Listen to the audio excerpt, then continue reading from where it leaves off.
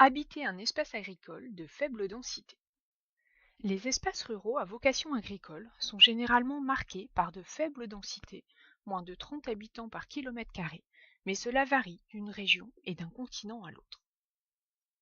Voyons quelles sont les caractéristiques des espaces agricoles de faible densité dans les pays développés et en développement.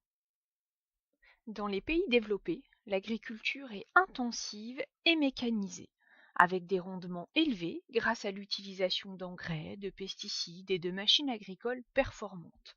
Ce type d'agriculture ne nécessite pas beaucoup de main-d'œuvre. L'agriculture est également commerciale, c'est-à-dire destinée à la vente, soit dans des supermarchés, soit dans des IAA, ça veut dire industrie agroalimentaire, qui transforment la production avant la revente, comme par exemple les tomates en ketchup. Si on regarde ce paysage américain, on remarque des champs immenses de forme géométrique et un paysage d'open field, c'est-à-dire de champs ouverts sans délimitation entre eux, pour faciliter le travail des machines.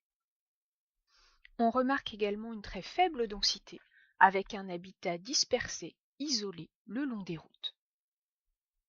Dans les pays en développement, l'agriculture est vivrière et extensive. Elle est destinée essentiellement à nourrir la famille. Les rendements sont faibles car ils utilisent surtout des outils manuels et peu d'engrais. Ceci nécessite donc beaucoup de travail, c'est pourquoi la main-d'œuvre est importante. C'est également une agriculture tributaire des aléas climatiques. Cependant, certaines grandes exploitations ont une agriculture intensive et commerciale.